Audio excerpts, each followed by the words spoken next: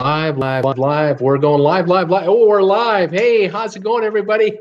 It's Bruce here with Traveling with Bruce. How you doing? Welcome to Monday. I'm still adjusting my camera here. I can't do it that way. I got to do it this way. We're going live. Oh, we're live. Oh, my goodness. Now I got the sound going here on my other channel. Oh, my gosh. Here I am. Oh, boy. Hi, guys. It's Bruce here with Traveling with Bruce. Welcome to Monday. The date today, January the 29th, 2018. Welcome.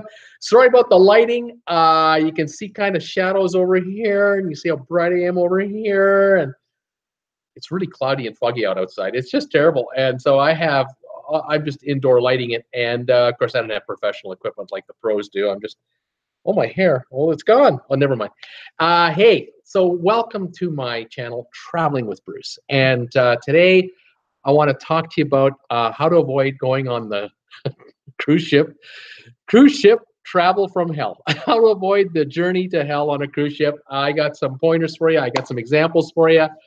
Ways you can avoid getting caught on a cruise that you're going to remember for the rest of your life for the wrong reasons. Oh man, I got some stuff. Anyway, last time I was on here was Saturday afternoon, 2 o'clock Eastern. Had a great time. Loved all your participation as always. And when I left the air, or when I was on the air Saturday, we had 403 subscribers for this channel. 403. Right now, 431. That's fantastic. Thank you so much. They just keep coming. I was looking at my analytics this morning, very early this morning, because I got up real early today. And I figured out since early December, every time I get about 100 views on my videos, I get another subscriber. It's 1%. And that's a very good number. The YouTube people out there who, tell you how to set up your channel and how to work your analytics and how to understand what YouTube is really like and measure your performance, they say that if you can generate 1% subscriber rate for views, that's excellent. That's just absolutely wonderful. You beat that, it's beyond unbelievable. But if you can get to 1% and maintain 1%, very good.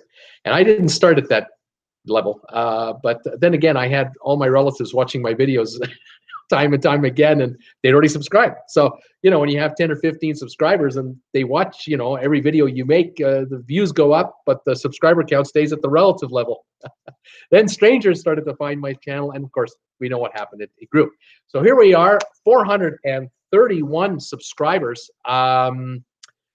This month, I think I've had over 28,000 views, and I have 280 subscribers. Just one, but it is. Fantastic. So now the big goal is to hit 4,000 hours of viewing time. I did that on Saturday on this broadcast that I was doing Saturday with you folks who were watching. I hit 240,000 minutes while I was yapping away at you guys. And then now I need 1,000 subscribers by Feb 20 to make both levels of the new YouTube monetization policy. 430 down. 570 to go, or 569 now. And that means 56,900 views. That's how I equate it now. I need 56,000, and it's going to happen. I can tell you folks, I think it's going to happen. I feel it. I can see the trajectory of the numbers are coming up, view numbers. Saturday was my best day ever, 1,333 views. Sunday, best day ever, 1,500 views, up again. So here we go. I don't know what it's going to be today. I don't know if I'll hit 1,500, but fantastic. I want to thank you folks out there who are following me for the first time, the 5th time, the 100th time. I love it.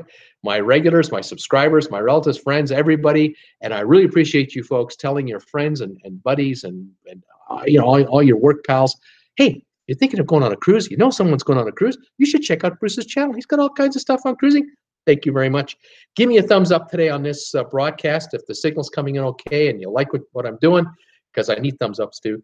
And if you know anybody, please tell them to subscribe. The button is here, And let's get on to the topic at hand, which is how to avoid a cruise from hell. So far, I've got Karen Lipshin watching. Hi, Bruce. Hi, Karen. Cat's Calgary, Alberta. And Teresa's here. Teresa McFarland. Hi, how you doing, Teresa? Welcome back. If you're just watching us, type in where are you watching me from? Where are you? And what's your high temperature going to be today? I'm telling you, it's foggy out now. It's kind of partially cloudy out. It's awful. We're at freezing, 32 degrees. It's a miserable, yucky day. What can I say? Hence the lighting that's coming from over here, and then the shadow being thrown over there. It's awful. What do we got here? Peter is here from down under. Peter, how you doing from Australia? Sitting in Brisbane Airport, heading to Sydney to pick up Explorer of the Seas for 9 days to Nomia and Vanuatu, then a B&B, a 3-day sampler to bump our points to the next level. Peter, way to go. I wish I were with you, but then again, you probably don't want me with you. Who you're traveling with is who you're traveling with. Fantastic. Have a great time and tell us when you get back, how was it? Or if you're able to get online while you're on the cruise, you can always send me a message on one of my comments on one of my videos. Let me know how you're doing. That is fantastic. 9 days. I've been on the Explorer of the Seas. The ship was okay, but the beginning of the ship, the journey that I had, the beginning of the cruise on the Explorer of the Seas was a journey from hell because we went through a winter storm in that guy. But that ship is massive, and it powered through the equivalent of a bomb cyclone that just hit the Northeast about a month ago in New York. We had to go from New York down to the Caribbean, and we left New York. It was gorgeous. The water was like this, just glass. It was about 60 degrees. It was February. My wife and I are looking at each other going, this is fantastic. We got perfect weather. We have glass for water. Oh, this is going to be a great cruise. Little did we know, we kind of heard about a storm coming from the southern U.S., and we figured we'd pass it. We thought we'd be past it by the time it got to New York. No, the storm decided to go out to the Atlantic and then go north to New York instead. So we went right through the heart of this winter blizzard, and it was the next morning where we hit it. And for 30 hours solid, we were in the middle of just an absolute show, a poop show, to keep it PG rated, a poop show. Oh, it was terrible. I stayed in my room. I stayed on my bed for a full day. Didn't eat for 24 hours. Didn't eat. Couldn't. Wasn't hungry and wouldn't stay. I had my favorite beverage with me, which is caffeine-free Diet Coke, which I smuggled on board, which you're allowed to do, by the way. Had my caffeine-free Coke. I couldn't drink this. This makes me burp and makes me feel better for my tummy. I couldn't take a sip of this stuff. It was, the rock and the rolling. Oh, it's terrible. Anyway, 30 hours later, we went through it because the storm was going against us. We were going through it. And instead of being 3 days, it was a 1-day ordeal, and then we were okay. And the rest of the cruise was fine. The ship was great, and we had a good time. But that was an experience. Hopefully, sir, Peter, I expect and pray for you to have just excellent weather, calm seas, good times, cold beer, and hot company. I hope it all goes well for you. Teresa's here today, -5 in Waterloo. Welcome, Teresa. Wes is here. Wes Morrison, hello from New Braunfels, Texas, 73 degrees. Wes, 73 degrees. You're the hot spot right now. Welcome from Texas. Good to have you here. Karen Lipshin saying Chinook came in a few hours ago, 41 Fahrenheit.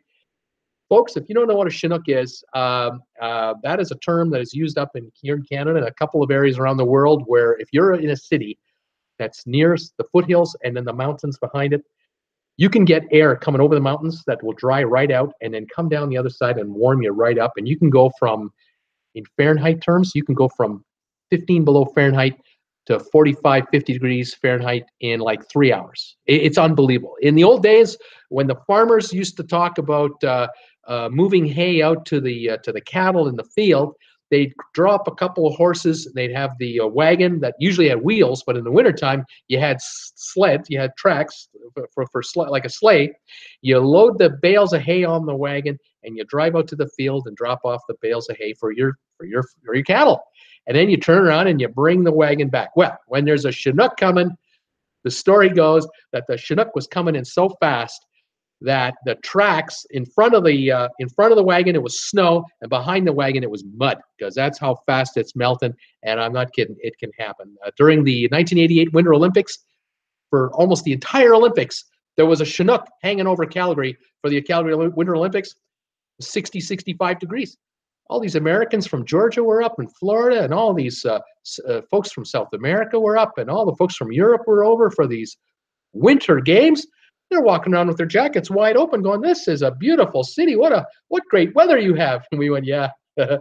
As fast as the Chinook comes in is as fast as Chinook goes out. So it didn't leave. It kind of hung around for the games, but we got lucky, and that was a lovely experience. So 41 in Calgary, that is fabulous. That's great weather. It melts everything. Who else we got here? We got Crash X from Ottawa, and she's telling me it's 7 below in Ottawa. Celsius, that's about 20 Fahrenheit, I would say. Welcome, Crash X. And then Michael is here. Hello from Renfrew, Ontario. It's minus 10 Celsius, a little cooler. Sorry to see that. What are you going to do? We're 0 Celsius or 32 Fahrenheit, and that's the kind of day we're having. We're surviving. It's okay.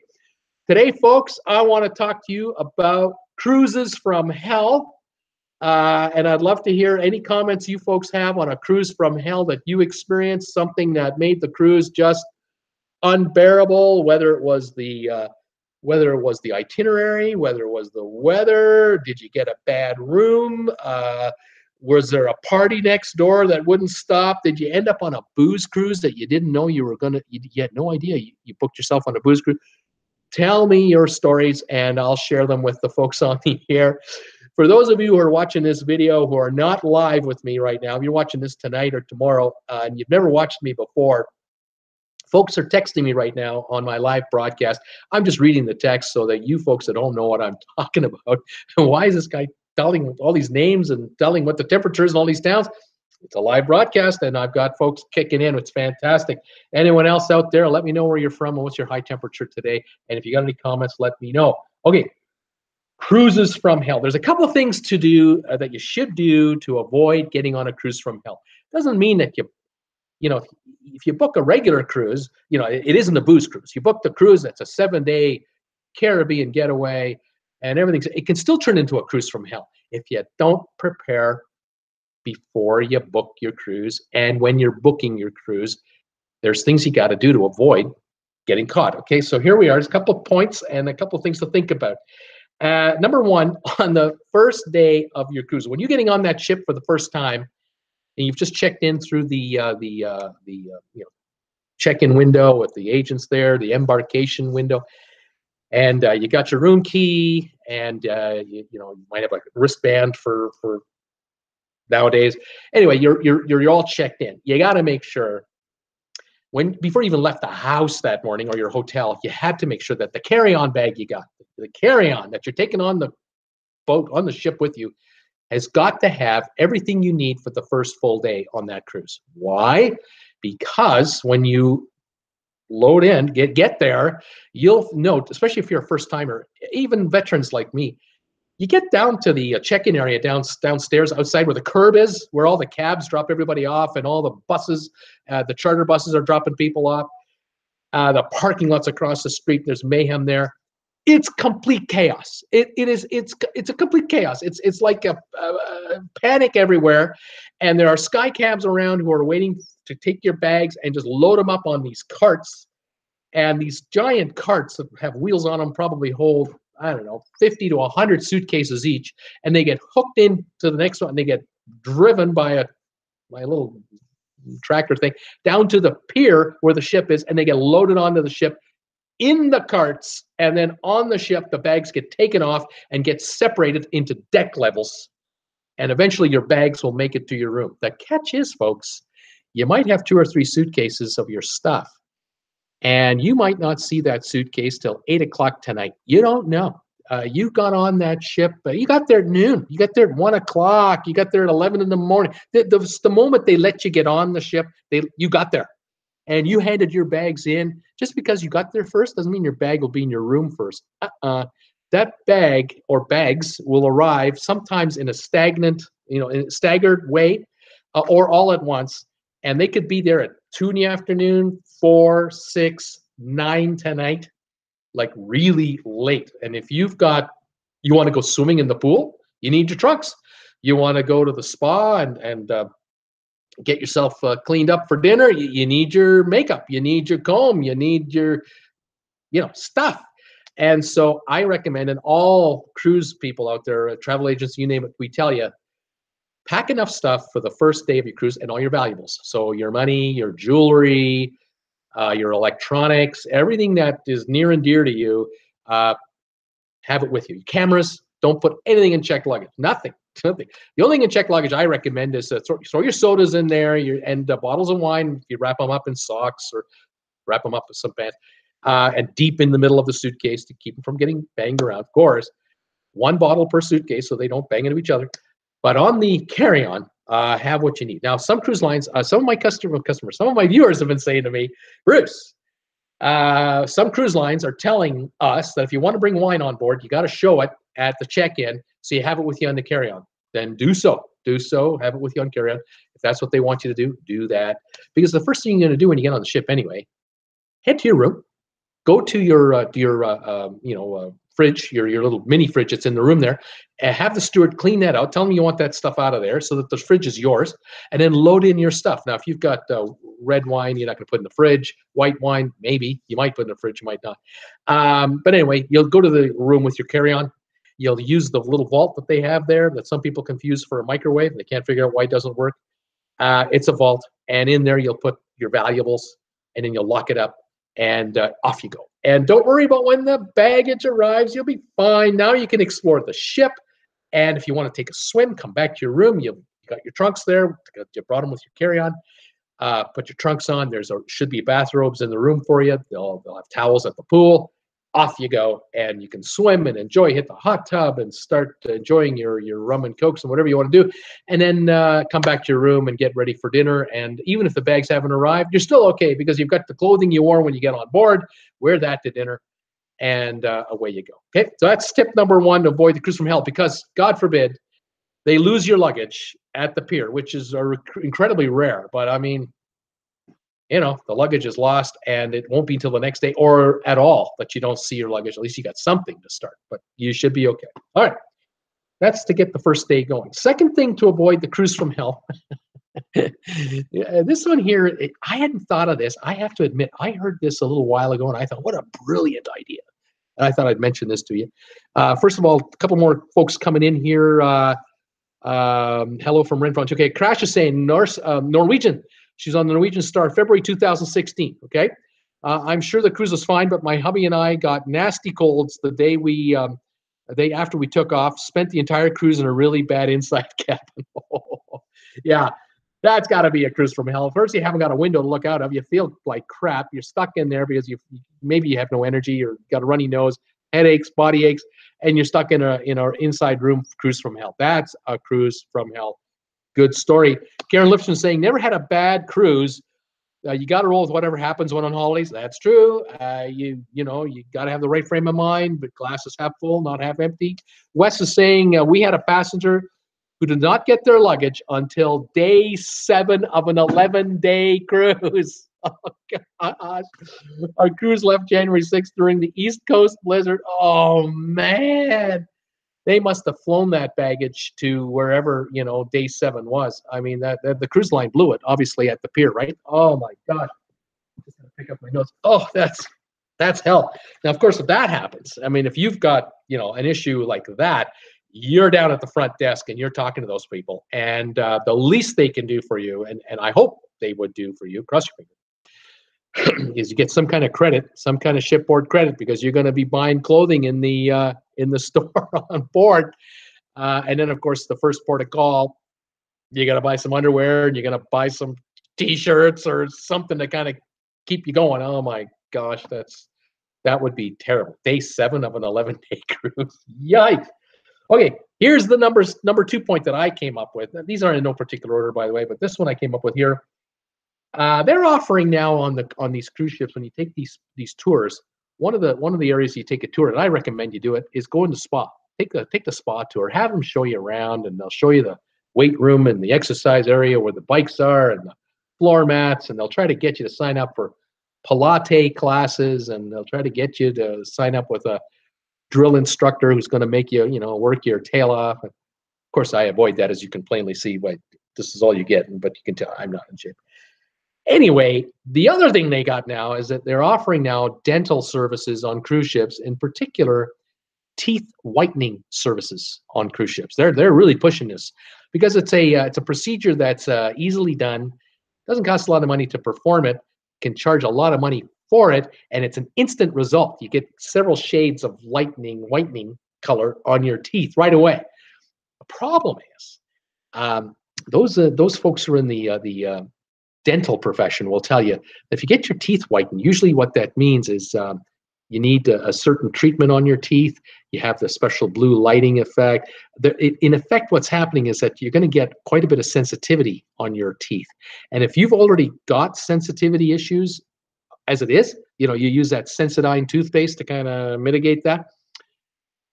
You get your teeth whitened, your teeth are going to be ultra sensitive to hot and cold temperatures, even breathing air. Like you come out from outside to inside, and the first breath of air-conditioned air, like that, you're going to feel it. And that can make a cruise from hell, because that could take 4 or 5 days for that to wear off. You don't want to get your teeth whitened on a cruise, especially the first or second day. And that's when they're pushing it. They're really pushing the services, because those folks are on a commission. They're trying to get you, sell you this $100 treatment. I don't know how much these are, $150. Don't do it. Do it at home with your dentist, and if you're going to get it done at all, and avoid that. That's number two right there.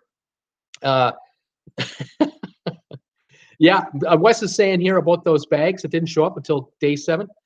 They flew it into St. Martin. Yeah, they flew the bags into St. Martin. I mean, the cost. And then Wes is saying it was the airline that lost the luggage. Oh my God. So the airline lost the luggage when they were flying to the cruise city where the port, where the ship was waiting, where they get board the port. They didn't have the luggage when they got there. Oh, so the airline had to pay it and get the, oh man, did they get any compensation from the airline? I doubt it. They were probably, the airline's probably saying, just be grateful we got you your bags. Yeah, a week later, oh man. Well, the husband looks at it and goes, well, I needed new underwear anywhere, I guess. I got to buy new underwear. The wife is looking at it, shopping. I got a reason to buy new shoes. So it could work that way, although, you fear about losing your precious items in the suitcase. Oh, my God. Karen Lipson saying the cruise line will work with you, usually a credit to buy clothes, toothpaste, etc., and free laundry service. Yeah, they'll definitely work with you on that. If it's the cruise line's fault, hey, they'll try to do everything they can to make it right, to at least mitigate it to a degree. The airlines, good luck with that one. It all depends on the airline and what level of seating you had. I mean, if you're a first-class passenger and they screwed this up, you might have some pull. You're an econo steerage passenger like me, in the back of that steerage compartment back there. I don't know if you're going to get any sympathy from these guys. They almost want us to bow. Thank you for giving me my bag back. Thank you. I don't know. Karen's saying too, always carry medication, glasses, etc. on the carry-on luggage. Absolutely, all that stuff, everything precious. Your passport. Don't leave anything in the trunk. I read a story this weekend. I couldn't believe I read this story. It was about an 85-year-old. I don't know if the wife was 85, the husband 87, or the other way around, or something like that. And they were talking about a trip of a lifetime. It was a cruise, a sort of one last cruise together while they could still travel. And they had booked a cruise out of, I think, LA or San Diego, one of the two. And they had flown over from Boston, where they lived, all the way to Los Angeles, to the airport, and then got to the ship. And somehow, with all the mayhem, I was telling you about this absolute craziness at the pier when you first get there. It's mayhem. Somehow they had their passports in an outside zippered compartment of one of their suitcases. And in the rush to get everything done, they grabbed their bags and they put their bags on the cart, the Sky guys, and they sent them on their way up to the check-in counter. Well, they get to the check-in counter 3 hours before the cruise. Here they are, and they're checking in, and the ticket agent for the cruise line is going, have you got your passports? And they're going, oh no, we don't have them with. Oh my God, they're in our suitcases. We left them in our suitcases. The SkyCap took them. Well, they said right away, they said, oh, no problem, folks, no problem. We'll just retrieve your suitcases, and we'll find the passports in there. So just sit over here. They had them sit in the wait area and just sit there and take it easy. 3 hours to go. 3 hours comes and goes. They hadn't found the suitcases. They didn't find them at all. And the suitcases were on board somewhere, because, of course, they're in one of the, 200, 300 rolling wagons with 200 bags each stacked up 12 feet high. Where are these or are these bags? They're on board somewhere and they're deep in the bowels of the cruise ship. And they didn't get them to their room by the time the cruise was leaving. These folks never got on the cruise. They were given a sheet of paper by some employee saying, sorry for the inconvenience, folks. Tough luck. Well, tough luck. They're 85 years old, 87 years old. They're stranded in Los Angeles. Now, the story apparently came out a little later that they had flown in the day before, and they had stayed with a grandchild, an adult, grandchild, grandson, granddaughter, or whatever, and they called them.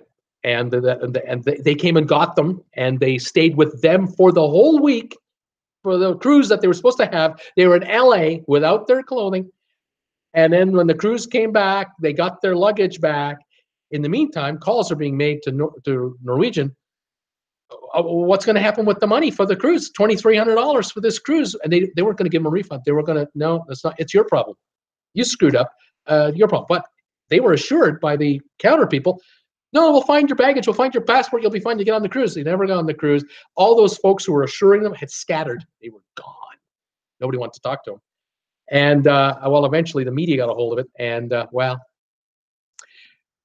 Norwegian Cruise Line has announced that they are getting a full refund. And on top of that, they're getting a free cruise out of Boston. This summer. They've set them up for a dream vacation this summer. So I'm sure we're going to hear all about this. This story isn't done yet. The hope now is that they live long enough. Hang on there, folks. Watch your vegetables, eat your vegetables. And they're back home in Boston, and hopefully they'll be alive and well and good spirits and in good health to be able to take this cruise. But they did get their money back. And apparently they had a wonderful time in LA because they'd never been to LA before or had been a long, long time. And they saw all the sights in Los Angeles because grandma and grandpa all around the town to show them LA. But there's a story. There's a cruise from hell that never happened. Oh my gosh. Don't leave your passports in your luggage. Have it on your carry-on. Absolutely. Oh my gosh. Okay. I'm up to speed on that. That was the next one, teeth whitening. Next one. Okay, kids. Spring break. Check the calendar. When is spring break for high schoolers and college students? And don't you dare book a 3, 4, or a 5-day cruise from, say, Galveston to Cozumel and back, or Cancun and back, or LA to Cabo and maybe Mazatlan and back.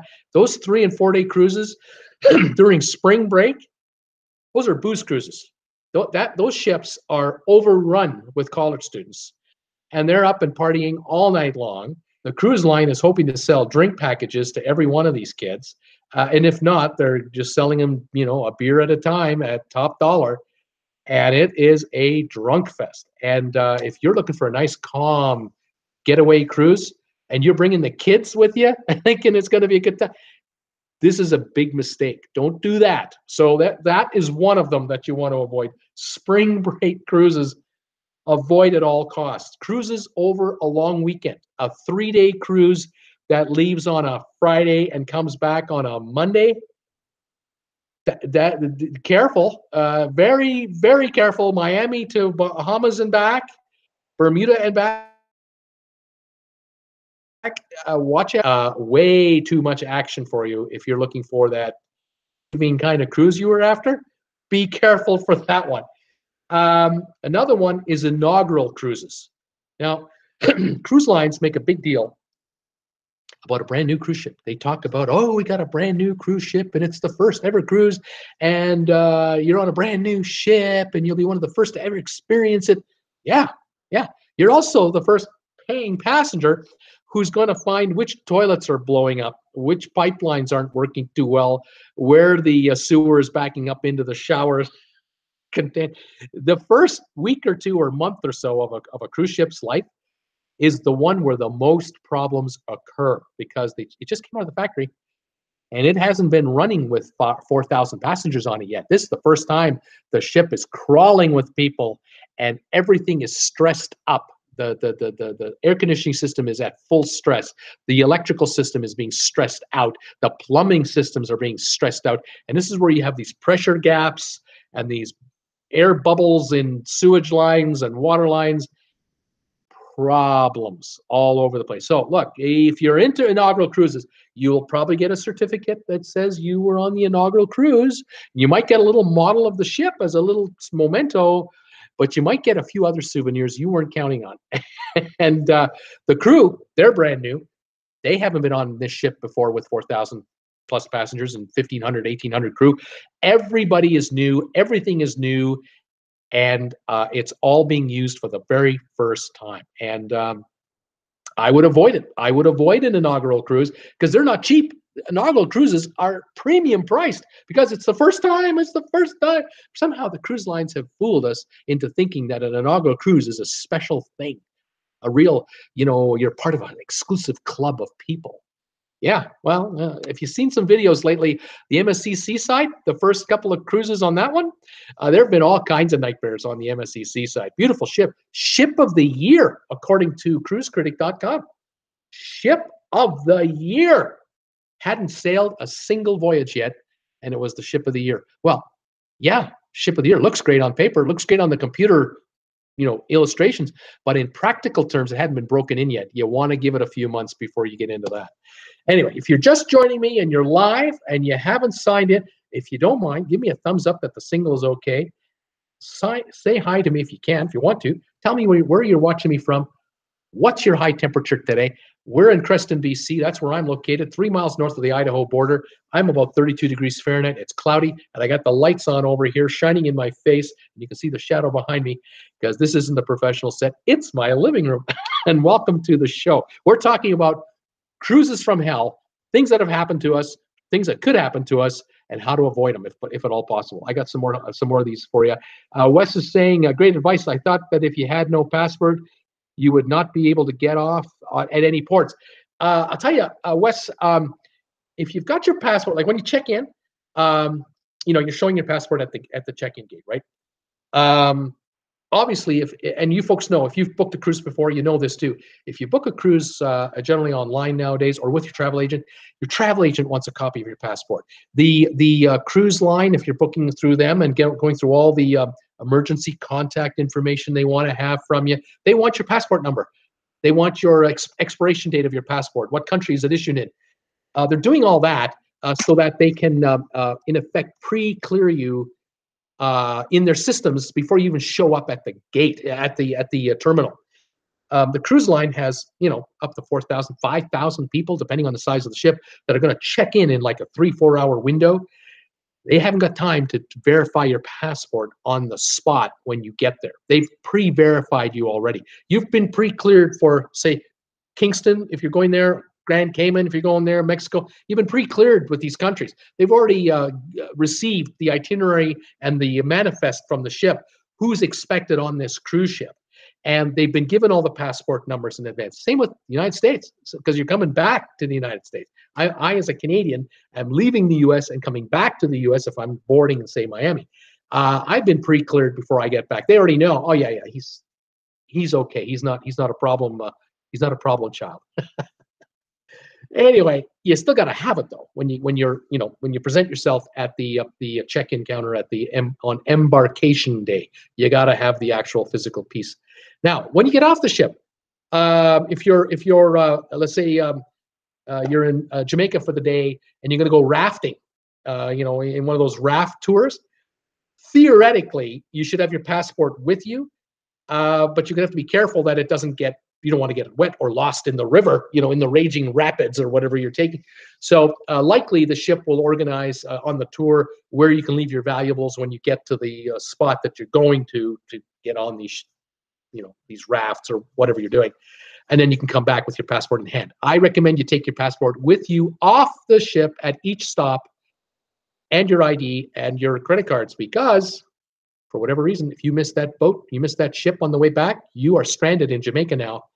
You better have your passport and your credit cards with you, because you now got to get over to Cayman, if that's the next stop, to catch your ship. Or if the next stop is the last stop, but back home in Miami, you got to get to Jamaica to Miami. You got to clear U.S. Customs at the airport.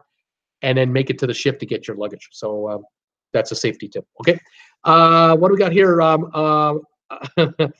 Let's just double check, make sure I'm up to speed here. Paula K is here. Hi, Paula.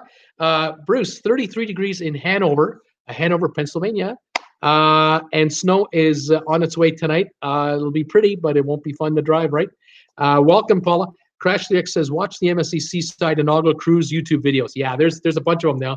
These MSC Seaside videos are beginning to show up. The first-time cruisers, the first batch of cruisers, a whole bunch of them are having problems. Whole bunch of people. It's a beautiful ship. It's going to be great. If you're booked on the Seaside, say in a month from now, 2 months, 6 months from now, should be fine, fantastic. But there have been some issues, early teething issues. Mark the Lost Traveler's here. My airline man. Hello, Bruce. Cloudy and 60 here in Port Canaveral, watching the ships and boats here. Mark, welcome. I love it when you're here. You've got great stories about airline issues, getting bumped off of flights, and you name it. Mark, we're talking about cruises from hell.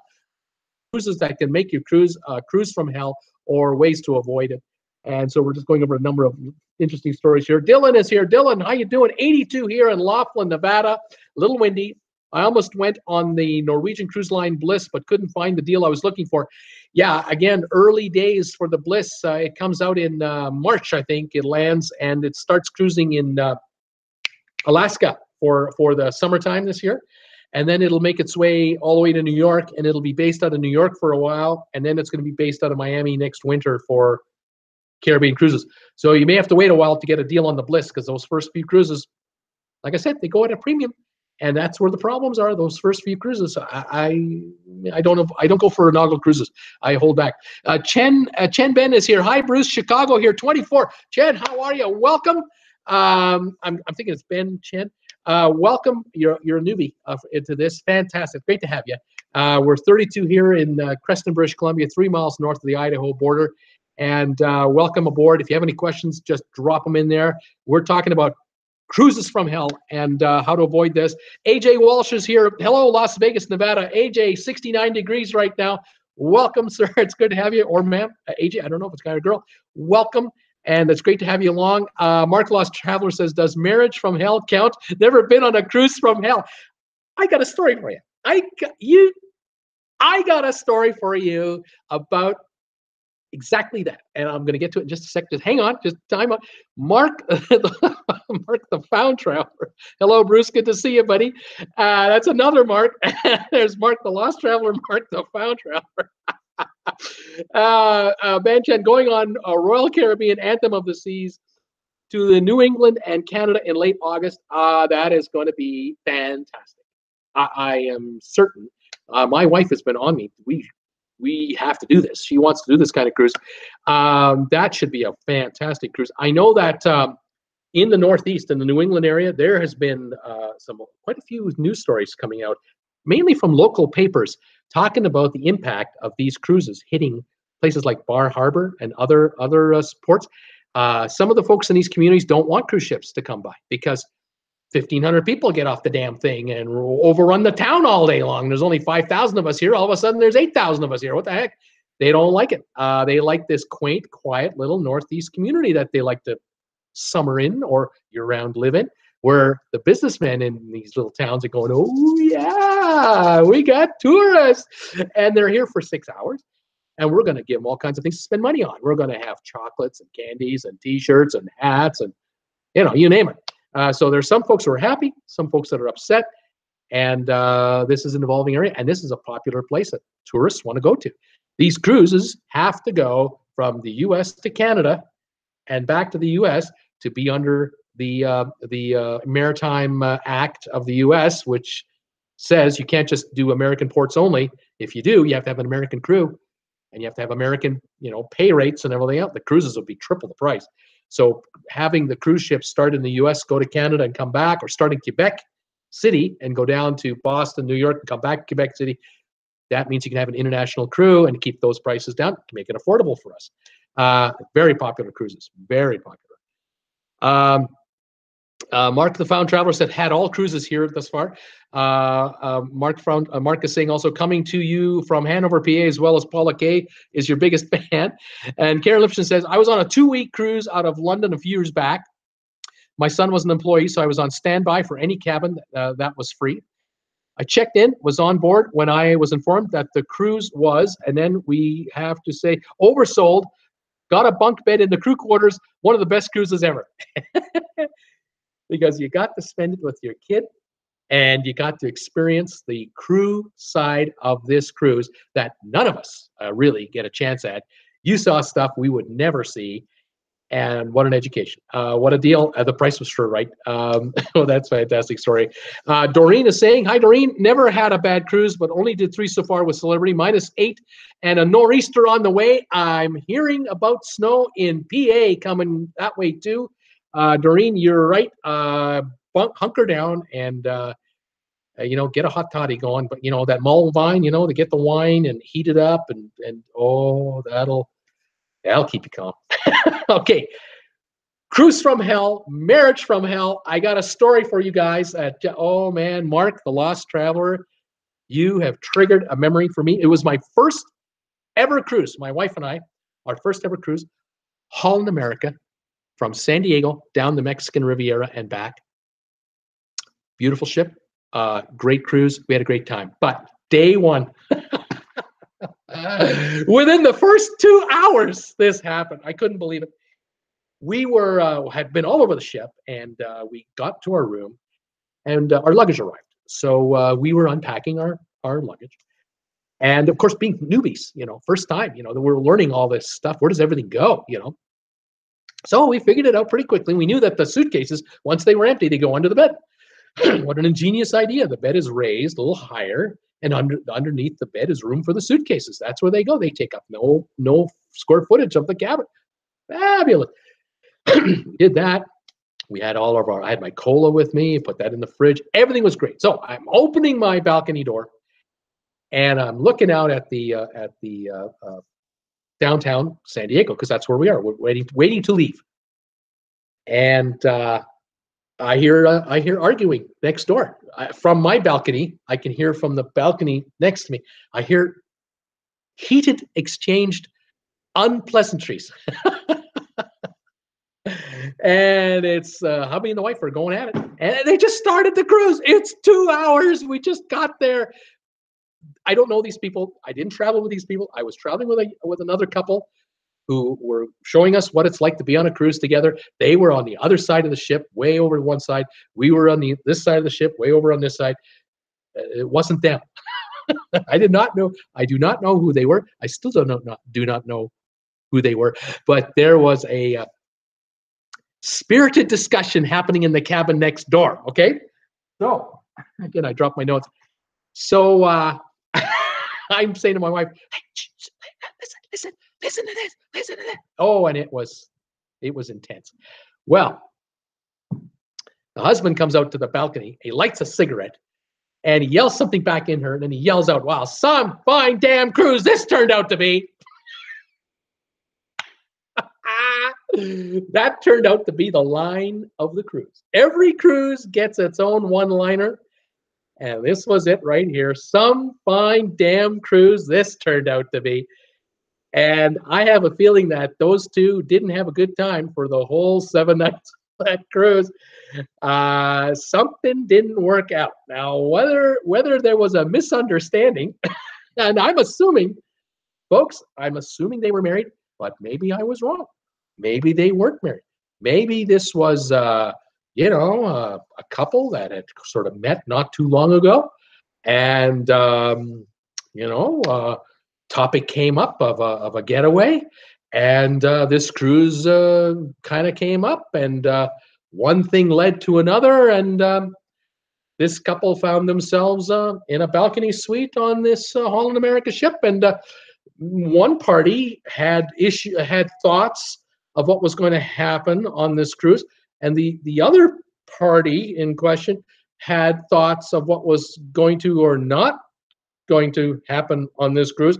And then the moment of arrival took place, and maybe the rules were read out. And the rules were sort of, acceptable to one party, but not to the other party. And maybe that's where this line came from.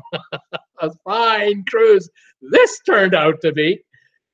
So I don't know, but that's a cruise from hell that hadn't even started yet. It's just about to get going, and this could have been a fun or not fun 7 days. But I respect people's privacy, and I didn't want to go any further. I certainly didn't lean over and say, "Hi, how you doing? My name's Bruce. How you doing?" I didn't want to shake this guy's hand and lean across the balcony.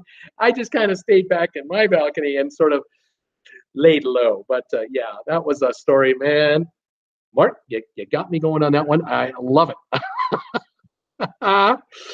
Okay, what do we got here? Crash X hot buttered rum. That's right, Crash X. If you got a nor'easter coming, hot buttered rum is a good way to go. Doreen, hot buttered rum sounds good. Mark the Lost Traveler's laughing out loud. Mark the Found Traveler, do they have the drink package? Do you know? I don't know, but I'm thinking the guy would have had a hell of a good excuse, I think, to maybe consider getting this drink package, because there wasn't much else to do on this cruise. From everything I was gathering, maybe a whole bunch of best laid plans just went by the wayside, and get the drink package and let's go from there. Oh man, Mark the Lost Traveler saying, I heard a lot of noise next to my cabin. Not sure what her name was, but I think his name was God, because all I heard was, oh God. Yes, I love that. Yes, we do find the Lord from time to time. Everyone's loving this one. We got lots of laughs going on here. That's fantastic.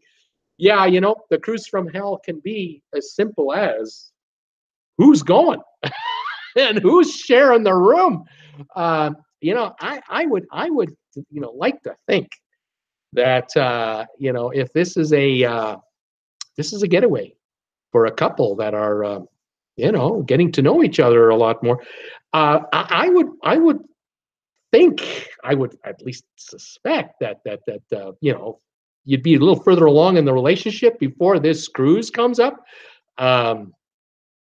because if you're if you're thinking if the guy's thinking that all I got to do is get a cabin with a balcony, and I'll just get them to make the bed as one king bed, one thing will lead to another. Think again. I think you should be a little further down the highway before you pull this one off. On the other hand, the other party in question may want to kind of lay out the ground rules weeks before the cruise comes up, or when the suggestion of, hey, would you like to go on a cruise with me for a week in Mexico? Maybe, right there and then you want to either put the brakes on this thing, or explain the rules a little bit, or maybe you did explain the rules and the bed was laid out the way it was, and now you are reminding this individual of the rules that you would agree to, and now you're bringing that steward back in to separate that bed. I don't know. That cruise from hell. That's what we're talking about today, folks. Cruises from hell. Oh, man. Okay, next tidbit for you, a little tip here. Do not book a cruise on a cruise ship that has just come out of dry dock. What is dry dock? Okay, dry dock is where after 5 years of service, usually the cruise line will grab the ship, will take a ship, ship it into a port, and work on it. And they'll replace all kinds of stuff, usually all the carpeting in the public areas because they're worn out now. Carpeting in the rooms, tiled flooring, they'll replace or repair serious plumbing issues. Air conditioning systems can be completely replaced. Right, brand new, what are they called? Azapods, the propellers underneath the ship, they can replace those. I mean, this dry dock could be 2 weeks to 6 weeks.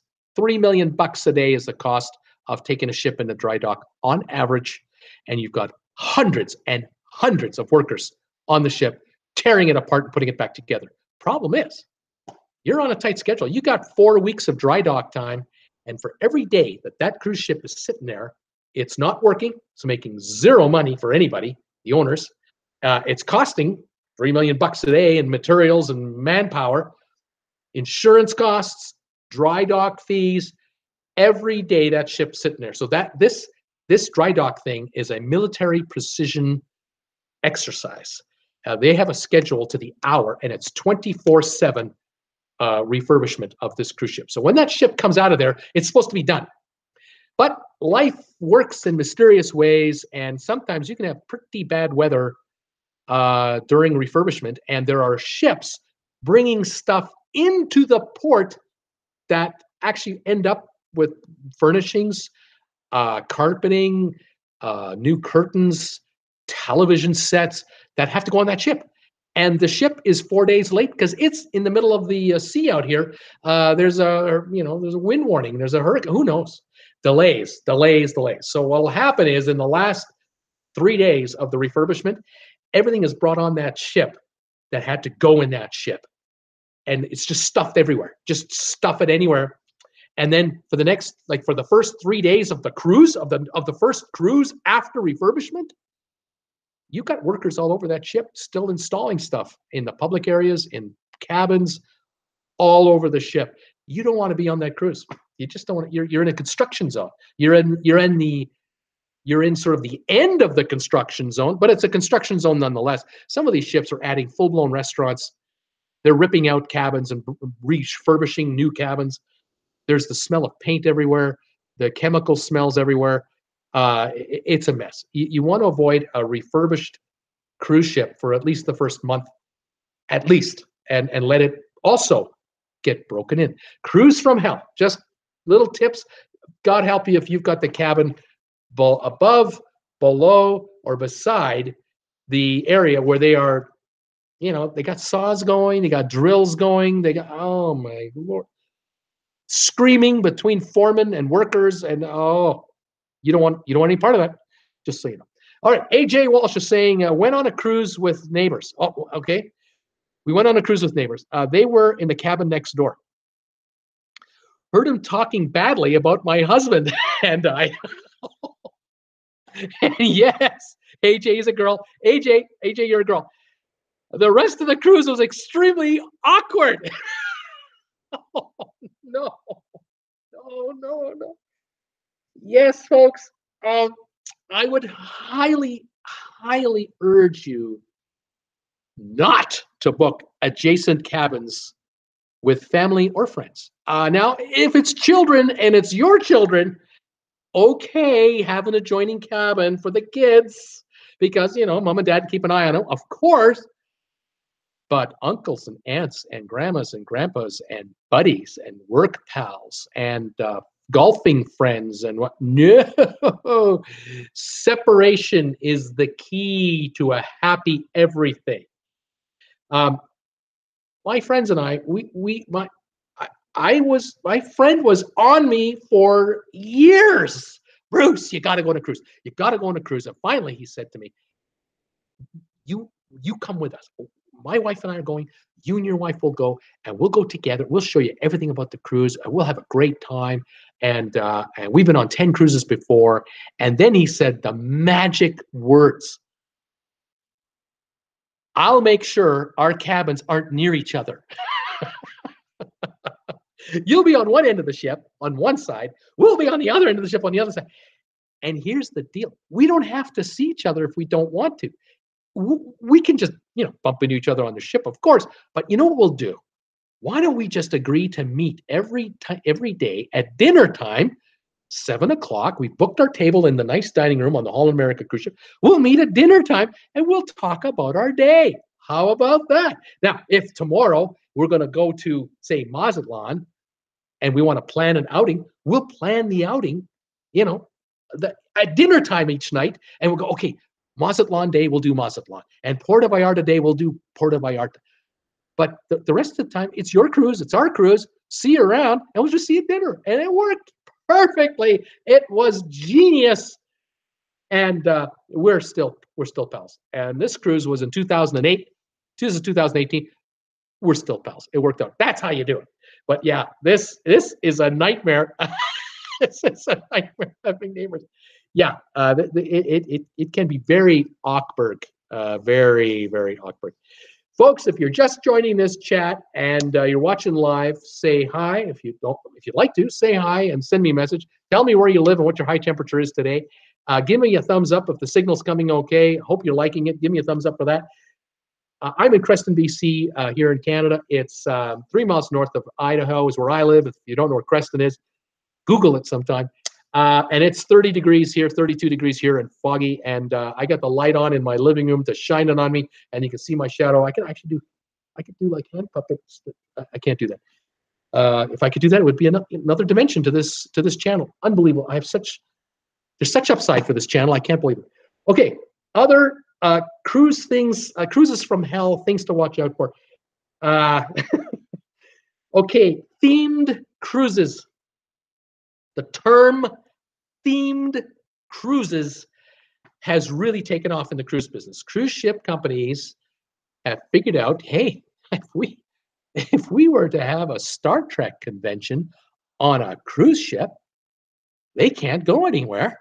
They'll bring all their memorabilia on board. They'll bring their costumes on board. We can have themed dinners. We can have Star Trek themed entertainment. We can do all kinds of. These folks will all come in. They go to conventions all the time. Let them spend their money on a cruise ship. What a great idea.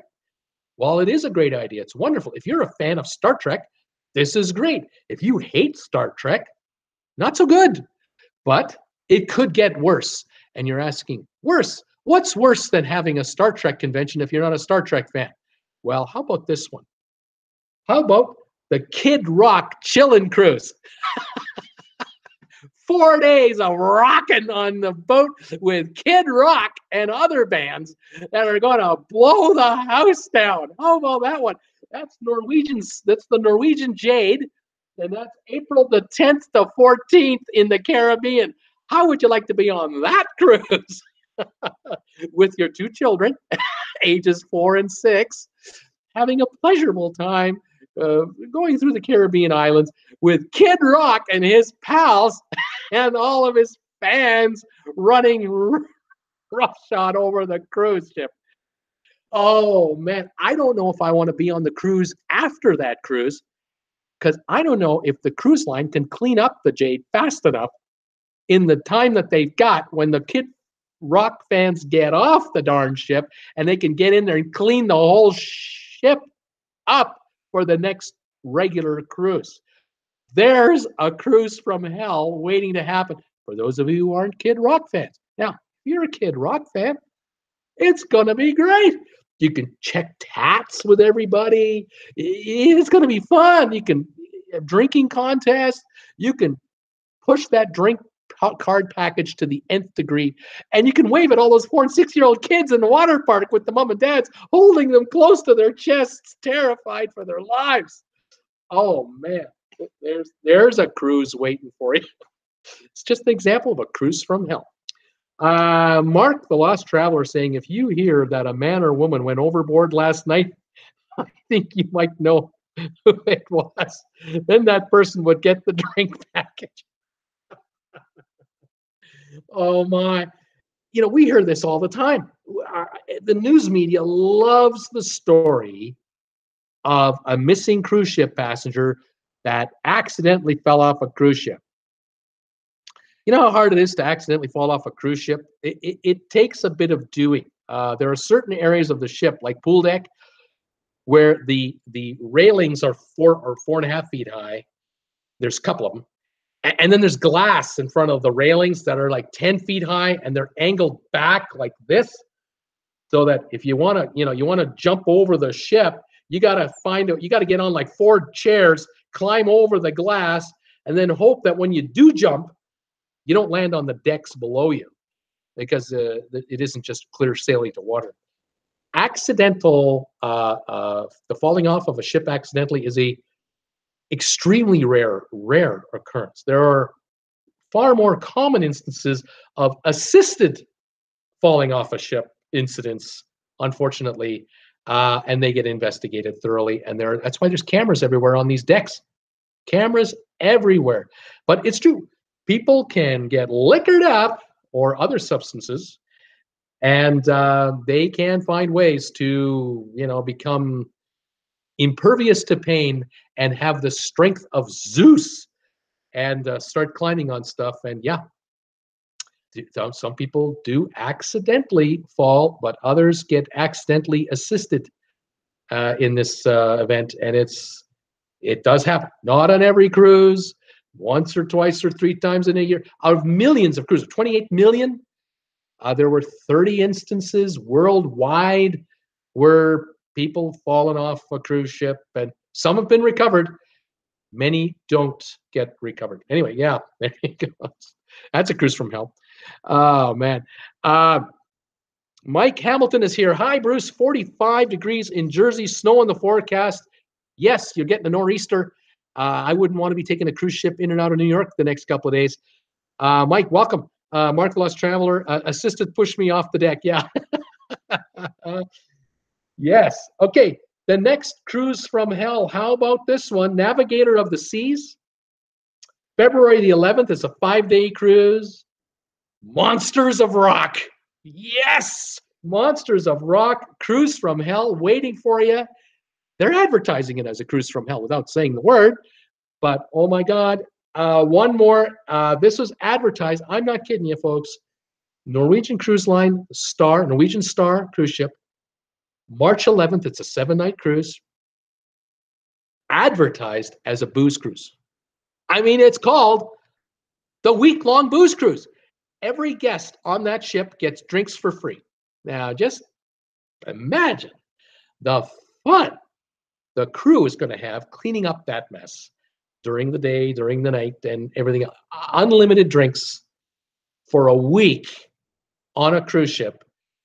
You want to go on that cruise? Hey, if you're into booze and what have you, yes, you do. But if you're probably 99% of the population or 95% of the population, there's a certain percentage of us that wouldn't want to be caught dead on this. That's the cruise. Now, I want to mention that theme cruising, okay? The catch is, how do you know if the cruise that you're looking at, you found a great deal on the internet or your travel agent called you up and, there's a great deal on a balcony on a 7-day cruise, and you don't know. What you don't know is that it's actually a chartered ship, cabins left over that are available for the public, and the cruise line just blowing them out for cost. So on the surface, it sounds like a deal of a lifetime for you. Well, there's a way to figure this out. There's a website out there called themecruisefinder.com. themecruisefinder.com. Go there, and they'll show you every theme cruise there is, in chronological order or by category. Now, if the theme cruise is a 1-week cruise and it's a society of poetry, is the Poetry Society, I think you should be okay. I doubt there'll be certain drink packages sold, but I don't think it'll be a kegger type of deal. And I don't think there'll be Kid Rock played by the band at the poetry reading recital theme cruise. But if it's the Monsters of Rock or the fans of the WWE, you got to know. So if you want to know, by chance, you found this great deal on a cruise. Hey, I wonder if this cruise might be part of a theme cruise.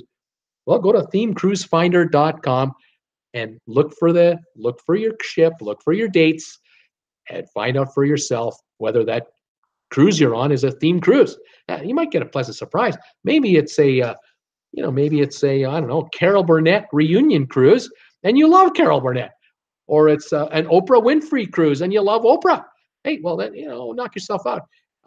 The other thing, of course, with themecruisefinder.com, you may find a theme cruise you want to get on. So you may find a theme cruise from, like I say, Oprah. You'll find the organization through this website. You can call them up and see if you can get a suite, a cabin on that cruise. So it works both ways, to get on or to avoid getting on the cruise from hell. Okay. Mark the Lost Traveler is saying here, I went on a Norwegian Cruise Line Southern Rock cruise. It was fun, but there was a lot of drinking and lots of activity, if you know what I mean. Oh, God. Yes, the Lord was being discovered many a time by many folks in many locations on the ship over the entire length of said cruise. Well, the human race continues. With the species, 9 months later, there are new members of the species, and we continue on with life. Yes, this is something to think about. A couple of other points for you to avoid being on the cruise from hell. If you're new to this cruising game, I got to tell you, folks, and I discovered it myself the first time I went on a cruise ship. My buddy didn't even tell me this. He didn't. I don't think he told me this, but I found out for myself when I got on the cruise. They like to have art sales on cruise ships, where they have all these works of art, all these paintings. And they never seem to end. There's paintings upon paintings upon paintings, and all during the cruise, they have these paintings on display in these gallery area, and it's great. You can walk around and look at the paintings and go to the next one and see one you like. And yeah, it's great. It's fantastic. You want to take a picture of them? Generally, I think they allow photography. No big deal. But then they have the one day on the cruise where they have the art auction. Be very careful of the art auction. As a matter of fact, be careful of any auction, because the thing about an auction, get all excited. You could find yourself all caught up in the whole thing. If you attend the art auction, which is in a separate room of the ship, in a separate area, you get a gift for coming to the art auction. That's how they lure you in. They got you coming. So now you get a little gift to come to the auction. And now that you're in the auction, you might get caught up in the action. Be very, very careful that you don't leave the ship with something unintended that you hadn't thought you were ever going to buy. And what you ended up paying for what you ended up buying might have been a lot more than you ever thought you'd ever pay for anything. So that could be a cruise from hell, especially if the husband isn't at the said auction and the partner is at said auction and makes a purchase on the spur of the moment that this person thought that this person would love this artwork. That could be a cruise from hell, and a reminder of the cruise from hell for years after, because it's hanging on the wall in the hallway or in the study or at the front door. Be careful. Okay, that's a little safety tip from me to you. It hadn't happened to me, by the way. I didn't get caught in that, but I saw the art auction, and I avoided that place, man. I stayed away as best I could. Okay, the last point I'm going to make about the cruise from hell that I've got here was, and this is again for new cruisers and existing cruisers, you gotta do your homework. Where is your cabin located on the ship? You got to know the ship thoroughly before you get on the ship. You really should study it. Don't get fooled by the travel agent or by the website for Royal Caribbean or Carnival or Holland America or Norwegian, where they say, well, if you want the 1 week cruise, we've got a balcony rate for, say, $799. And you can pick the cabin you want. Or we'll pick the cabin for you for only $749, $50 less per person. I wouldn't do that if I were you. I would not leave it to the cruise line to pick your cabin for you for a $50 differential. Why? Because the cabin that you've been given, assigned, and if it's an inside or an ocean view or a balcony or a suite, could be the one that's right by the elevator banks, where the folks are coming and going all night long, especially if it's a themed cruise. Oh my God, they're partying till 2 in the morning. Or worse yet, you got an inside room at a killer price. I mean, $420 for 7 days. Wow. I can handle anything you say, until you realize that right behind the bedroom wall where your bed is the freight elevator, which has steel floors. It doesn't have carpeting on the floor. It's steel floors, corrugated, and they're rolling in and out those huge laundry hampers, and the hampers with all the dishes in it, which are rattling when they're. You don't want to be there. You just don't want to be doing this. This is a cruise from hell, calling your name, just waiting for you to get on board. You have no idea this is going to happen to you, but it's going to happen to you. You've got to study the floor plan of the cruise ship. You've got to avoid these common areas near the lobbies, near the stairwells, near the elevators, near the disco. The disco could be right above you because you took the highest level cabin you could get. You wanted that big, beautiful view of the ocean when you're out at sea during the daytime. It's great. Yeah, problem is, starting at 7 o'clock tonight until 2 in the morning, that disco ball is turning around up there, and that woofer with that bass is going, and your whole cabin is going. The repercussion is coming right through your cabin, because you're right under it. And then the foot stomping to the good tunes up there, or you're under the pool deck, or you're under the jogging track. You're under. You really got to study the lay of the land. Cruise ship with 4,000 passengers will have 2,200 cabins. 200 or 300 of them will be dogs. They'll be bad rooms. You don't want them. And I can tell you right now, you get on that cruise ship, and I don't care if it's half sold out, all sold out. It makes no difference. You get on that ship, you've checked in, you got your room key, you go into that room of yours, you find out, oh my lordy, lordy, lord, I can already hear the pounding of the feet upstairs because we're right under the pool deck where the kiddies are. That's the kid zone up there. And I can hear them screaming like you won't believe. You go to the front desk and you ask for a different room. There are no other rooms. I'm sorry, sir. We're all sold out. They don't move you. You're done for. I've seen horror stories as far as people have toilets backing up in their room. We don't have another room for you, sir. I'm sorry. You're stuck in the room you got. It can be a living hell. And you got to know before the cruise happens, where is this room? And you can take the cruise line's word for it. And when you're on Royal Caribbean's website, you can look at the schematic of the ship that they give you, you know, they show you and all that. I would recommend you go a little bit further than that. If you're looking at a cruise and it's say, Anthem of the Seas, and it's room number 1, 2, 3, 4, 5, whatever the number of the room is, go to YouTube, enter Anthem of the Seas room 1, 2, 3, 4, 5, and maybe what kind of a room is it? Is it a balcony room? Is it an inside room? Hit your little search button and just take a look. If maybe by chance a kind-hearted YouTuber has been in that room before you on a cruise a month ago, 6 weeks ago, a year ago, and they're telling you the nightmare of room 1, 2, 3, 4, 5. You got to do your homework. You got to know this stuff.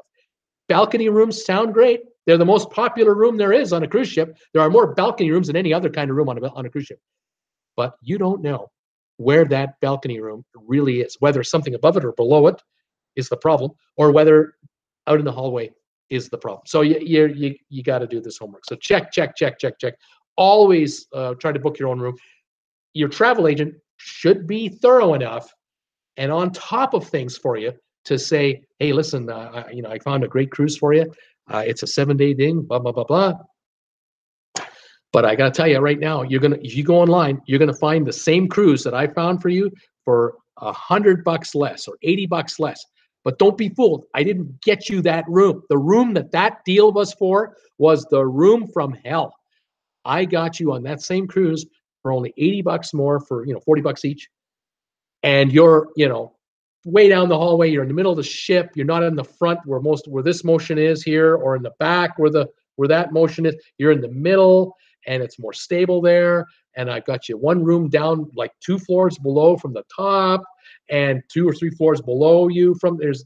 It's quiet, and people love this room. I've booked my own customers in this room before, or in this exact kind of cabin on sister ships before, and they all tell me the room was great and it was wonderful, and I got nothing but happy 5-star ratings for what a great travel agent I am. So If you need the help of a professional, get the help of a professional, and be careful not to get caught in this kind of nightmare scenario. Okay, just checking any more comments that I had to get here. Oh my goodness. Wonder how many. Okay. All right. The last comment I read was Mark the Lost Traveler talking about the Southern Rock Music Cruise and a whole lot of oh God going on. And, and then he says, wonder how many babies are born after the cruise. 9 months later, we'll find out. Seen tons of those artwork rings and watches. Yes, sir. They love to sell trinkets on board these cruises. They love to get you all worked up, and you're at sea and you have nowhere to go and you got nothing else to do, and I'll buy it. And you bought a $400 watch that you can buy at Walmart for $89.99. Be careful, folks. Karen Lipson saying, went on a cruise with my wife not knowing it was a singles cruise. Was a lot of fun. Late night parties, and the ship was half full.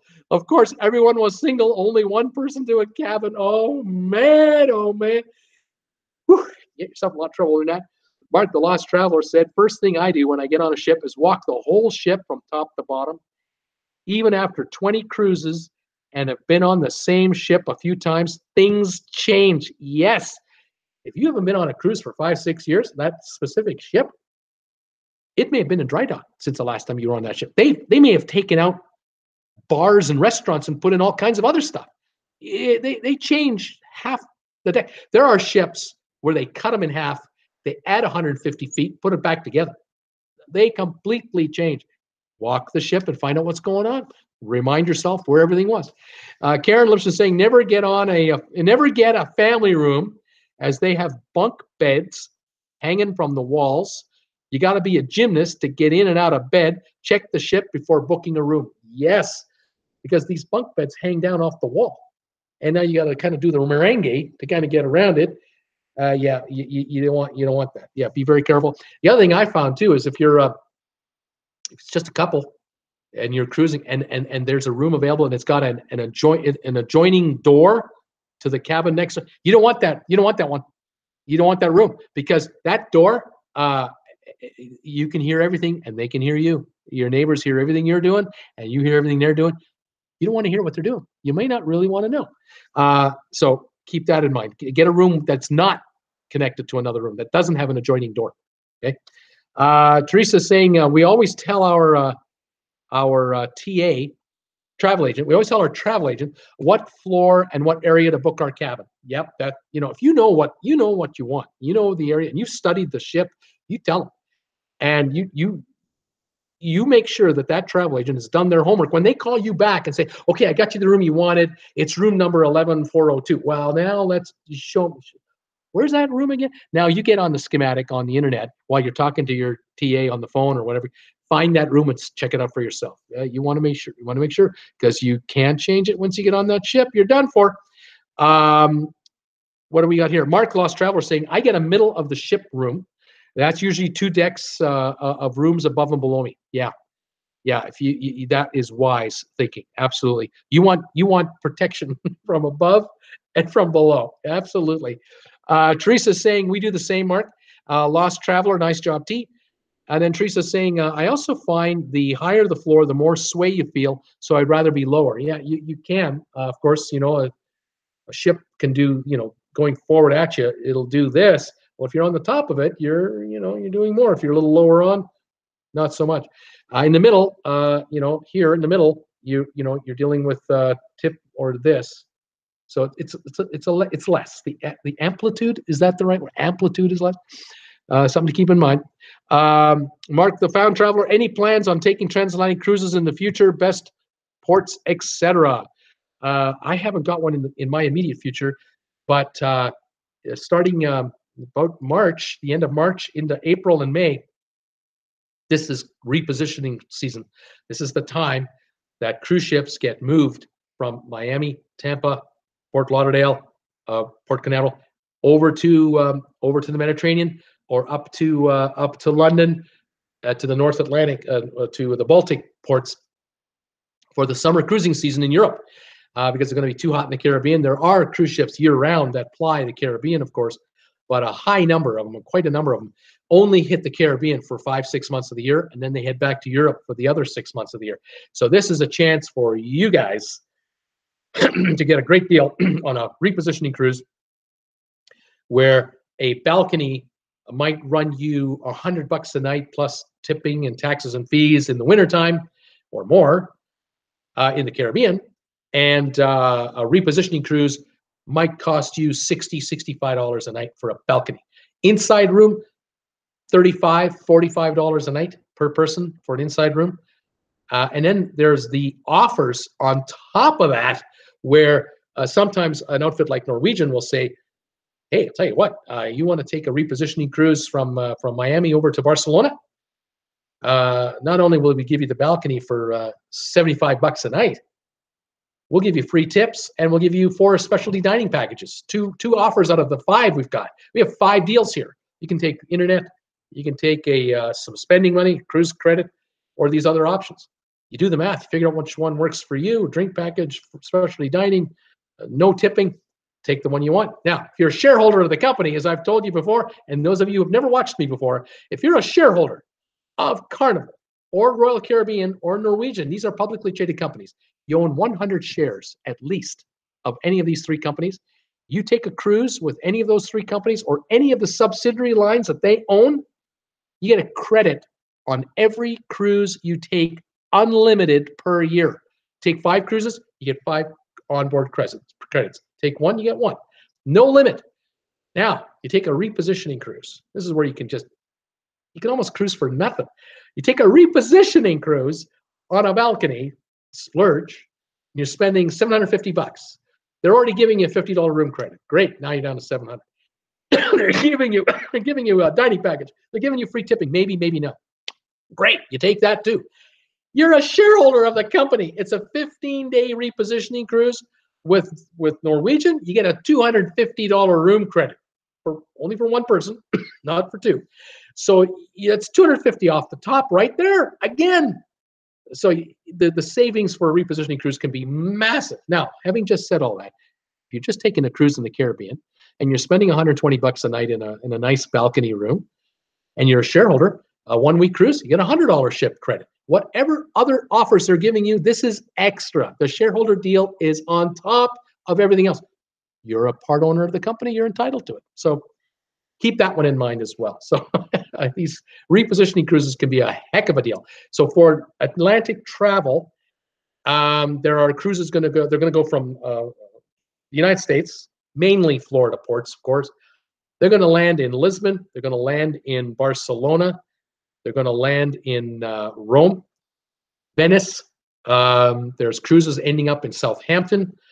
There are cruises ending in Hamburg, throughout all of Europe. And you know what? It doesn't matter if you're dead set on ending your cruise. You want to end up in Germany when it's all said and done. Let's say because you got relatives, friends, place you want to go to in Germany, and the best cruise you can find takes you to Rome. Don't fret about that. Take the best deal on the cruise and enjoy your 12, 14, 16-day crossing, whatever it is. Enjoy Rome. And from Rome, you're going to take an EasyJet flight, discount flight, or Ryanair. And for maybe $100 a person, you'll fly to the German city closest to that you need to where you need to get to. So Europe is easy when you're in Europe. It's easy to get around Europe on the cheap. But the cruise, if it's a Celebrity Equinox ship that you can take across the Atlantic versus a Carnival ship to go across the Atlantic, I take the Celebrity Equinox. Take the 5-star cruise instead of the 4. Absolutely. So do the research on the ship, which is what you're supposed to do. Do the research on what kind of cabin you can get and how high a cabin, how nice a cabin you can get for these unbelievable dollars. If you're a shareholder, take advantage of that deal and enjoy yourself. So there's a way to go. What else have we got here? Mark the Found Traveler is saying, any North Europe transatlantic cruises go to Baltimore? Do you know? I haven't seen any repositioning cruises out of Baltimore. So you may have to take the Southwest Airlines route and fly to a port that'll get you to a North Atlantic destination on a repositioning cruise. So it might be Miami, might be Fort Lauderdale, maybe it's Orlando, fly to Orlando and to get to Port Canaveral. Maybe it's Tampa.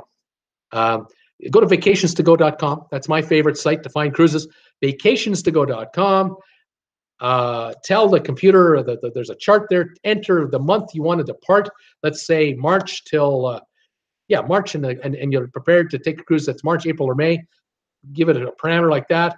They'll ask you, what region do you want to see cruises for? There's a heading just for repositioning cruises. Lock that in, hit the button, and it'll show you every repositioning cruise between March and May everywhere. Now, if you want to specifically want a repositioning cruise that's longer than 14 days, you can do that. Or if you just want a repositioning cruise between 8 and 13 days, you can tell the computer to do that. It'll help you break it down into the thinnest of margins, or you can see them all. I love seeing them all. I want to know all the repositioning cruises from everywhere to everywhere, so I can figure out what's the best deal for me. And if it means a flight from point A to point B to catch the ship, but I'm saving $300 a person by doing that, Southwest Airlines, $79, $89, $99 one way. Take that deal. There you go. So worth your time to scope it out, but then check your cabin, make sure where it's located. All right. What else we got? That's about it there. All the comments. Thanks again, folks, for watching this telecast today. I hope it's been a fun for you. I've had a great time. Cruises from hell, marriages from hell. Some fine cruise this turned out to be. Oh, I love that line. I'll never forget it. Thanks for watching me. I hope you gave me a thumbs up today on this telecast. If you know anyone that will enjoy these telecasts and my videos in general, tell them to check my channel out. Hopefully, they'll get them to subscribe, and we'll build the subscriber numbers up. We're going for 1,000 by Feb 20 to stay monetized. We're on our way, and I really appreciate it. I want to thank all you guys for watching me today. I'm on again tomorrow, all week at 5 o'clock Eastern time. I'm on Monday to Friday, Saturdays at 2 o'clock Eastern. And we'll just keep coming up with topics to cover, and anything you guys want to talk about, we'll figure it back. Teresa's asking me about the shares. Do you get dividends as well for buying the shares? 2 of the cruise lines pay dividends on the shares. One doesn't. At the moment, I can't remember who it is. I know that I believe it was Norwegian had the lowest price shares, about $60-something a share. Royal Caribbean was $100-something a share. You have to have 100 shares to qualify as a shareholder benefit participant. But yes, you will get a dividend on a couple of them, and that's a nice cash return. And then, of course, the dividend you're getting as a shareholder going on cruises, fantastic. I mean, $100 for a 7-day cruise. I think it's Norwegian or Carnival that breaks it down by into segments. I know if it's 14 days or more, it can be as much as $250. In some cases, it's $200. There are $150 credits for some of the cruise lines. If it's a short cruise, it works up to about $10 a day. So if it's a 5-day cruise, it's a $50 credit, that kind of thing. So you can look into that. It's easily found. You can Google it. You can just enter Carnival Shareholder Benefit Program, something like that, and you'll find information there. Or you can check out my video. I did a video about a week and a half ago, Shareholder Benefit Program. That's what I called it, and I talk about a $250 credit. You can get up to a $250 credit. You can watch that video, and I explain the credit for all 3 lines in there. Let's see what else we got here. Teresa's asking me, I use Vacations to Go as well. Yep, I do too. Thanks, Bruce. Paula says, see you, Paula. Dylan is saying, I'll rewatch this episode tonight. See you later, everybody. Mark the Lost Traveler, me too, with my airline discount. Yep, that's right, Mark. Good night to all 24 days before I'm on my Norwegian getaway. Fantastic, Mark. Thanks, everybody, for joining me tonight. Have a great evening. Hopefully the nor'easter won't be too bad, and we'll survive. Spring is coming. I'm sure of it. It might be a little while yet.